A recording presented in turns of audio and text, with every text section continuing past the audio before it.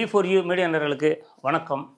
நேற்று ஈவினிங்கு சுமோ படத்தோட trailer release ஆச்சு. இப்போ ட்ரெண்டிங்கில் ரொம்ப ஃபாஸ்ட்டாக போயிட்டுருக்கு. பொதுவாக ட்ரெண்டிங்கில் ஃபாஸ்ட்டாக போனாவே ஜனங்களுக்கு அந்த படத்து மேலே ஒரு எதிர்பார்ப்பு இருக்குது அப்படிங்கிறதா உண்மை. குட் பேட் அக்லி பார்த்தோம். எவ்வளவு ட்ரெண்டிங்கில் எவ்வளவு ஃபாஸ்ட்டாக போச்சு அப்படிங்கிறது எல்லாத்துக்கும் தெரியும். அதுக்கடுத்து தக் லைஃப் எவ்வளோ விரைவாக போச்சு அப்படிங்கிறத பார்த்துட்ருக்கோம். இவருக்கு ஒரு நார்மலாக, அதாவது ரசிகர்கள் தாண்டி பொதுமக்கள் அதிகமாக எதிர்பார்க்குற ஒரு விஷயம் அந்த படத்தில் நடந்திருக்கு. என்ன விஷயம் கேட்டீங்கன்னா, சிவா, மிர்ச்சி சிவாங்கிறவர் எப்பவுமே ஒரு காமன் மேன். அதாவது எல்லா ரசிகர்களுக்கும் ஒரு பிடித்த நடிகர். ஏன்னா இவருக்கு பிடிச்சவங்க, அவருக்கு பிடிச்சவங்க, இவருக்கு பிடிச்ச இவங்க பார்க்க மாட்டாங்க அப்படிங்கிறத தாண்டி எல்லாருமே ரசிக்கக்கூடிய ஒரு நபர் தான் சிவா. ஒரு நல்ல காமெடி படம் நம்ம கோடை விடுமுறையில் எல்லாத்துக்கும் காத்திருக்கு. வெற்றி கொண்டாட்டத்தை நம்மளும் பகிர்ந்துக்கலாம். இந்த படத்தை வேல்ஸ் இன்டர்நேஷனல் சார்பாக டாக்டர் ஐஸ்வரி கணேஷ் இந்த படத்தை தயாரிச்சிருக்காரு. கதை இயக்கம் SP ஓசிமென் பண்ணியிருக்காரு. திரைக்கதை வசனம் சிவா, பிரியா ஆனந்த், மனோபாலா, யோகி பாபு, VT கணேஷ், சதீஷ் இவங்களும் அந்த படத்துக்கு ஒரு பெரிய பலமாக வர்றாங்க. ஸோ இந்த கூட்டணி இருந்தாவே நார்மலாக ஒரு பப்ளிக் கண்டிப்பாக அந்த படத்துக்கு ஒரு எதிர்பார்ப்பேன்னா, வாய் விட்டு சிரிச்சா நோய் விட்டு போகும் அப்படின்ற மாதிரி இவங்க இருந்தால் காமெடிக்கு நிச்சயம் ஒரு கேரண்டி இந்த படத்தில் நம்ம தெரிஞ்சுக்கலாம். இந்த படத்தோட கதை எதை மையப்படுத்தி வருது அப்படின்னு சொன்னால், நம்ம இந்த ட்ரெய்லர் பார்க்கும்போதே தெரியுது. ஒரு ஜப்பானிய மல்யுத்த வீரர் இந்த படத்தில் வந்திருக்காரு. அவர் நிஜமான ஜப்பான் மல்யுத்த வீரர் தான். கடலில் ஏதோ திமிங்கலம் சுறா மீன் ஒதுங்கிற மாதிரி படத்தில் வரும்போது இவர் நாடு கடத்தப்பட்டாரா, அங்கே இருக்க எதிர்ப்பு சரி இவரை தள்ளி விட்டாங்களா அப்படிங்கிற விஷயம் இருக்குது. அதோட இவருக்கு ஒரு லட்சியம் இருக்கிற மாதிரி சொல்லப்படுது.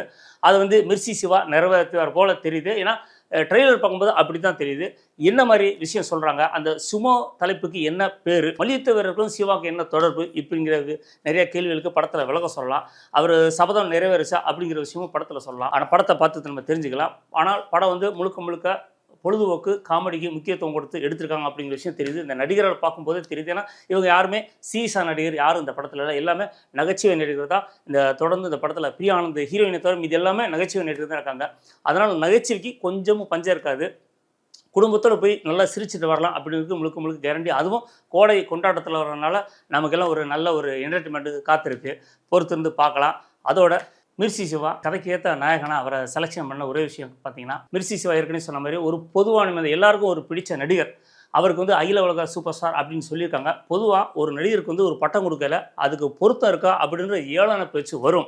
ஆனால் இவருக்கு அகில உலக சூப்பர் ஸ்டார் சொல்லி அதுக்கு யாருமே எதிர்ப்பு தெரிவிக்கல. அப்படிங்கும்போது எல்லாருமே இதை நகைச்சுவை எடுத்துக்கிட்டாங்க. சீரியஸாக யாரும் எடுத்துக்கல அப்படிங்கிறத ஒரு விஷயம். எல்லா மேடையிலையும் அவரை அழைக்கிறத அப்படி தான் அழைக்கிறாங்க. ஸோ நல்ல ஒரு பொழுதுபோக்கு கதைக்கு நம்ம வெயிட் பண்ணிகிட்டு இருப்போம். பொதுவாக நான் ஏற்கனவே சில வீடியோக்களில் சொல்லியிருக்கேன். 2020க்கு அப்புறம் பார்த்திங்கன்னா தமிழ் சினிமா வேறு ஒரு பாதையில் பயணிக்குது. சின்ன விஷயத்தை எடுத்துகிட்டு அதை திரைக்கதை வீடியோவில் ரொம்ப பெருசாக சொல்லிடுறாங்க. ரொம்ப யோசிக்கணும்னு அவசியமே கிடையாது. ஹீரோ ஊர்லேருந்து வந்தார், வேலைக்கு வந்தார், ஒரு பாட்டில் பெரிய பணக்காரனார், கோடீஸ்வரனார் அப்படியெல்லாம் இனிமேல் சொல்ல முடியாது. அதுக்கான காலகட்டம் மாந்து வேறு ஒரு பாதையில் பயணிக்குது அப்படிங்கிறது நம்ம தொடர்ந்து வர்ற படங்களை பார்த்துட்டு வர்றோம். ஸோ அதே மாதிரி இந்த படத்திலே பெருசாக ஒரு லட்சியம் அப்படின்னு பார்த்தீங்கன்னா ஒரு மல்யுத்தம், அதை தான் மையப்படுத்தி சொன்ன மாதிரி தெரியுது. அந்த மல்யுத்தவர் அவர் இந்த படத்தில் ஒரு நகைச்சியாக வச்சுருக்காங்க. அதுக்கு என்ன காரணம் அப்படிங்கிறது நம்ம படத்தை பார்த்தா தான் தெரியும். ஸோ இந்த படம் ரசிகர் மத்தியில் ஒரு நல்ல எதிர்பார்ப்பு, ரொம்ப ட்ரெண்டிங்கில் வேகமாக போகிறது பார்க்கும்போது இந்த படத்துக்கு பெரிய எதிர்பார்ப்பு இருக்குது அப்படிங்கிறது நல்லா நல்லா நல்லா தெரியுது.